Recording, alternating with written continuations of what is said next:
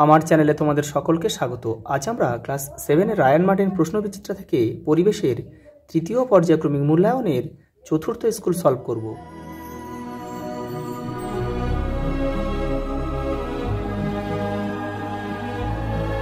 দেখো প্রথম প্রশ্ন, দেখো 1 ডিগ্রি ফারেনহাইট তাপমাত্রা বৃদ্ধি করে সেলসিয়াস স্কেলে তাপমাত্রা বৃদ্ধি করতে হবে।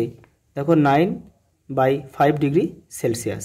পরেরটা দেখো, সূচি ছিদ্র ক্যামেরায় বস্তুর প্রতিকৃতি গঠিত হয় আলোর কোন ধর্মের জন্য? সরল রৈখিক গতি। সরলরেখা বরাবর চলন্ত সাইকেলের চাকার গতি হলো এক প্রকার ঘূর্ণন ও সরল রৈখিক গতির মিশ্রণ। জিঙ্ক আয়ন ও ফসফেট মূলক দিয়ে গঠিত যৌগের সংকেত হবে ZN3PO4(2). নুনের মধ্যে উপস্থিত কোন উপাদানটি বাতাস থেকে জলীয় বাষ্প শোষণ করে? MgCl2। জৈব ফ্যাটি অ্যাসিডের সোডিয়াম বা পটাশিয়াম লবণ হলো সাবান। পরেরটা দেখো, শূন্যস্থান পূরণ করো। উষ্ণতার নির্দিষ্ট পরিমাণ বাড়া বা কমার জন্য কোনো বস্তু কতটা তাপ বাইরে থেকে নেবে বা বাইরে হারাবে সেটা ওই বস্তুর উষ্ণতা বৃদ্ধি বা উষ্ণতা হ্রাসের সঙ্গে সরল সম্পর্কে থাকে। সত্য বা মিথ্যা লেখো। লীন তাপ পদার্থের উষ্ণতার পরিবর্তন ঘটায়, এটা হচ্ছে মিথ্যা। এটা হচ্ছে অবস্থার পরিবর্তন ঘটায়। কিন্তু তুমি স্থির হয়ে দাঁড়িয়ে আছো, তোমার কাছ থেকে কোনো দর্পণকে দূরে সরিয়ে নেওয়া হলো, তোমার প্রতিবিম্ব তোমার কাছ থেকে কত দূরে সরবে? দর্পণ যত দূরে সরবে প্রতিবিম্ব তার দ্বিগুণ দূরে সরবে তোমার কাছ থেকে। পরেরটা দেখো, শূন্যস্থান পূরণ করো। পরিযায়ী পাখিদের খুব শীতের জায়গা থেকে অপেক্ষাকৃত গরম জায়গায় উড়ে যাওয়া সূর্যের আলোর দৈর্ঘ্যের উপর নির্ভর করে। কোনো গতিশীল বস্তুর গড় বেগ কখন শূন্য হবে? বস্তুর মোট সরণ যখন শূন্য হলে। সত্য বা মিথ্যা লেখো। ক্রিয়া ও প্রতিক্রিয়া সবসময় একসঙ্গে ঘটে, এটা হচ্ছে সত্য। পরেরটা দেখো, এসআইতে কার্যরেখক কি? জুল। সমতা বিধান করো। দেখো এটা তোমাদের এই অণুগুলো, দুদিকের অণুগুলোকে সমান করতে হবে। এখানে দেখো একটা 2 খাওয়ালাম, এখানে একটা 2 খাওয়ালাম, দেখো সব অণুগুলো এখানে একটা 3 খাওয়ালাম, তাহলে অণুগুলো সব সমান হয়ে গেল। দেখো KCl এখানে 2টো আছে, এখানে দেখো KCl 2টো আছে। দেখো এখানে দেখো ও 3 আছে, এখানে 2 আছে, 3 দিয়ে 6টা আছে, তাহলে এখানে দেখো 3 আর 2 3 2 6, তাহলে মিলে গেল। পরেরটা দেখো, ডাইক্রোমেট অ্যানায়নের সংকেত লেখো। দেখো Cr2O7, দেখো 2-। দেখো পরমাণুর ভর সংখ্যা কাকে বলে? তোমাদের বই 86 নম্বর পেজে উত্তরটা রয়েছে। এই যে এখান থেকে এটা পুরোটা লিখবে। পরেরটা দেখো, একটি থার্মোসেটিং পলিমারের উদাহরণ দাও। PET। পরেরটা দেখো, খাদ্য লবণে উপস্থিত কোন আয়নগুলি দেহের বিভিন্ন অংশের মধ্যে সংবেদন আদান প্রদান করে? দেখো ক্যালসিয়াম আয়ন, দেখো Ca2+, sodium ion, potassium ion. পরেরটা দেখো, মাটির কলসির জল ঠান্ডা থাকে কেন? দেখো তোমাদের বই 13 নম্বর পেজে উত্তরটা রয়েছে, এই যে এখান থেকে এটা লিখবে। পরেরটা দেখো, বর্ণালী কাকে বলে? দেখো 35 নম্বর পেজে রয়েছে তোমার বইয়ের উত্তরটা, এই যে এখান থেকে এটা পুরোটা লিখবে। পরের প্রশ্ন দেখো, একটি প্রাকৃতিক বর্ণালীর উদাহরণ দাও। রংধনু। দেখো পরে একটা অঙ্ক রয়েছে। দেখো 100 ডিগ্রি সি উষ্ণতায় 10 গ্রাম জলকে দেখো 1890 ক্যালোরি তাপ প্রয়োগ করলে চূড়ান্ত ফল কী হবে? দেখে নাও। দেখো বাষ্পীভবনের জন্য প্রয়োজনীয় তাপ কত? এটা আমরা এই লিন তাপের সঙ্গে এটা গুণ করে নিলাম। গুণ করে কত পেলাম? দেখো 5400 ক্যালোরি পার গ্রাম পেলাম। আর প্রদত্ত তাপ দেওয়া আছে, এটা দেওয়া আছে, তাহলে বাষ্প হবে কত? এটাকে তোমার এই আমাদের বাষ্পীভবনের লিন তাপ দিয়ে এটা ভাগ করতে হবে। ভাগ করলে হবে কত? দেখো 3.5 গ্রাম হয়ে গেল। তাহলে অবশিষ্ট জল 10 থেকে এটা বিয়োগ করে দাও, দেখো 6.5। তাহলে দেখো 6.5 গ্রাম জল 100 ডিগ্রি সি উষ্ণতায় থাকবে। পরেরটা দেখো, নৌকা থেকে আরোহী লাফ দিয়ে তীরে নামলে নৌকাটি পিছিয়ে যায় কেন? দেখো রায়ান মার্টিন 149 নম্বর পেজে উত্তরটা রয়েছে, এই যে তোমাদের এটা লিখতে হবে। এটা এখান থেকে এটা পুরোটা লিখতে হবে। পরের প্রশ্ন দেখো, একটি স্প্রিং নিয়ে দুদিক থেকে টেনে দৈর্ঘ্য বৃদ্ধি করা হলো, এক্ষেত্রে বল প্রয়োগের ফলে কাজ করা হলো কি? ব্যাখ্যা সহ লেখো। তোমাদের বইয়ের দেখো 82 নম্বর পেজে উত্তরটা রয়েছে, এই যে এখান থেকে তোমরা লিখবে। যেভাবে ঠিক দাগ মারা আছে ঠিক এভাবে এই পর্যন্ত তোমাদের কিন্তু লিখতে হবে, এই পর্যন্ত। পরেরটা দেখো, সোডিয়াম সালফাইড ও ক্যালসিয়াম বাইকার্বনেটের সংকেত লেখো। দেখো Na2S, এটা হচ্ছে সোডিয়াম সালফাইডের, আর ক্যালসিয়াম বাইকার্বনেট হচ্ছে CaHCO3(2). পরেরটা দেখো, একটা পাত্রে সামান্য জল ও তুঁতে মিশিয়ে তুঁতে দ্রবণ তৈরি করা হলো। ওই দ্রবণের মধ্যে একটা লোহার ছুরি ডুবিয়ে কিছুক্ষণ রেখে দিলে কি ঘটবে? বিক্রিয়াটি সমীকরণ, রাসায়নিক সমীকরণ সহ লেখো। তোমাদের বইয়ে দেখো 98 নম্বর পৃষ্ঠায় উত্তরটা রয়েছে। এই যে এইটা তোমাদের এখান থেকে এটা পুরোটা করতে হবে। সমীকরণ, এই যে বিক্রিয়াটা কিন্তু অবশ্যই দিতে হবে। দেখো পরেরটা দেখো, আপেলে কী অ্যাসিড থাকে? দেখো ম্যালিক অ্যাসিড। আর তেঁতুলে কী অ্যাসিড থাকে? Tartaric acid. পরেরটা দেখো, দুটি স্টেশনের মধ্যে দূরত্ব 72 কিলোমিটার। একটি ট্রেন আপে যাওয়ার সময় হচ্ছে 30 কিমি/আওয়ার সমদ্রুতিতে যায় ও ডাউনে 45 কিলোমিটার/আওয়ার সমদ্রুতিতে ফিরে আসে। যাতায়াতে ট্রেনটির গড় দ্রুতি ও গড় বেগ কত হবে নির্ণয় করো। দেখে নাও। এই দেখো স্টেশন দুটির মধ্যে দূরত্ব হচ্ছে 72 কিমি। আপে ট্রেনটি যেতে সময় লাগে দেখো কত, তাহলে 72/30 কিমি/আওয়ারে গিয়েছিল, তাহলে সময় লাগবে কত? দেখো 2.4 ঘন্টা। দেখো ডাউনেও সেমভাবে করতে হবে। দেখো 72 কিলোমিটার রাস্তা আর গিয়েছিল কত? 45 কিমি গতিবেগে, তাহলে হলো কত? দেখো সময় লাগলো কত? 1.6 ঘন্টা।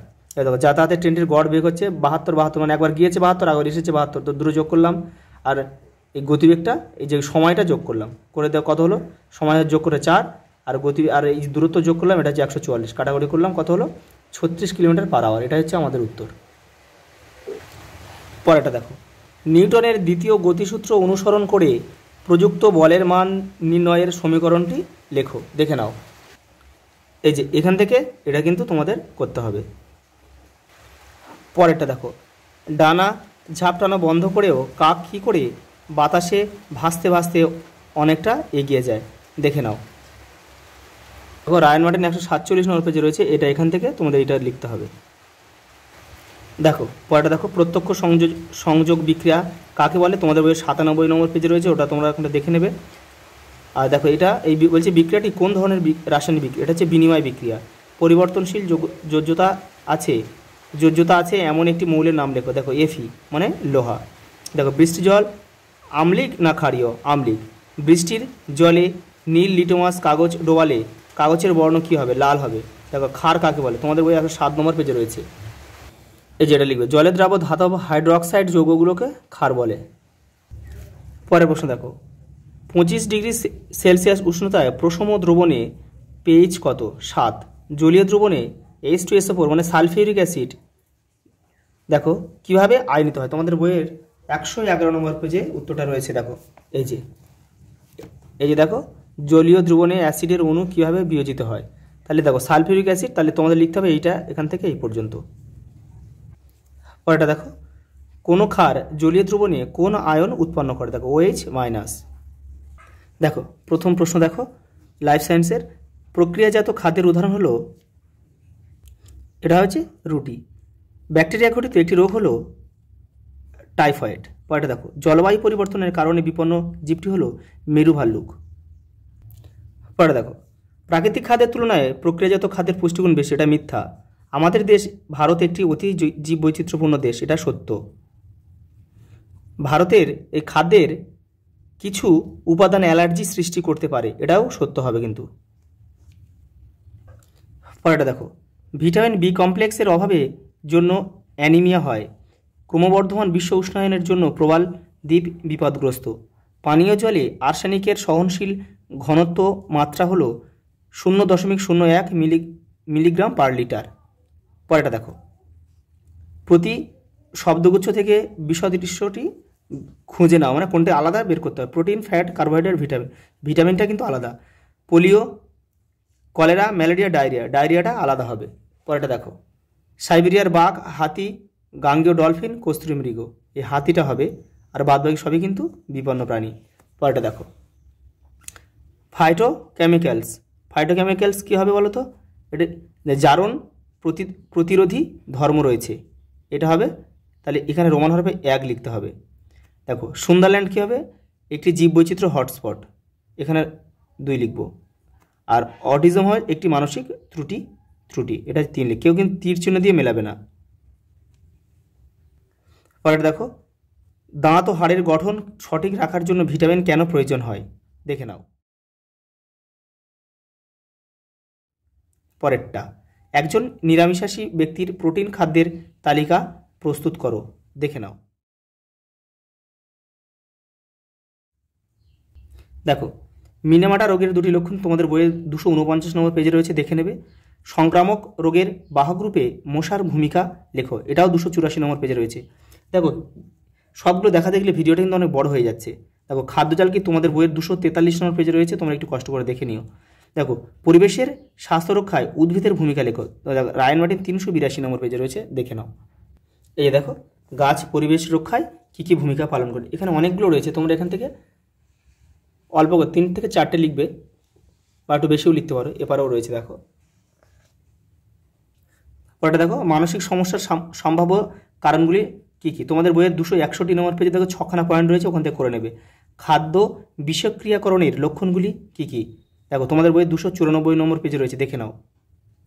এই দেখো, এই যে বিষক্রিয়ার লক্ষণ, এই যে 1 2 3 4 5 6। পরেরটা দেখো, জীববৈচিত্র্যের তিনটি ব্যবহার লেখো, দেখো তোমাদের বইয়ে 231 নম্বর পেজে রয়েছে, দেখে নাও।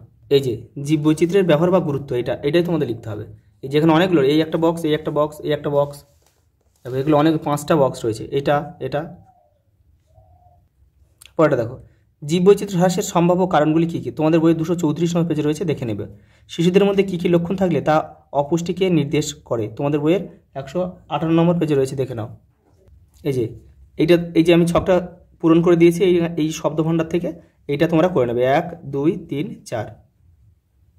দেখো লাস্ট প্রশ্ন কী দিয়েছে, দেখো খাদ্যবস্তুতে ভেজালের বিপদ সম্পর্কে তুমি কী কী জানো তা লেখো। দেখো তোমাদের রায়ান মার্টিন 428 নম্বর পেজে রয়েছে, দেখো এই ছকটা তোমাদের লিখতে হবে। দেখো কোন খাদ্যে কী কী বিপদ হতে পারে, কোন কোন ভেজাল থাকে আর কী বিপদ হতে পারে, এইটা তোমাদের কিন্তু ভালোভাবে লিখতে হবে, এই সবুজ ঘরটা। আচ্ছা, এই পর্যন্ত, দেখা হবে পরের ভিডিওতে।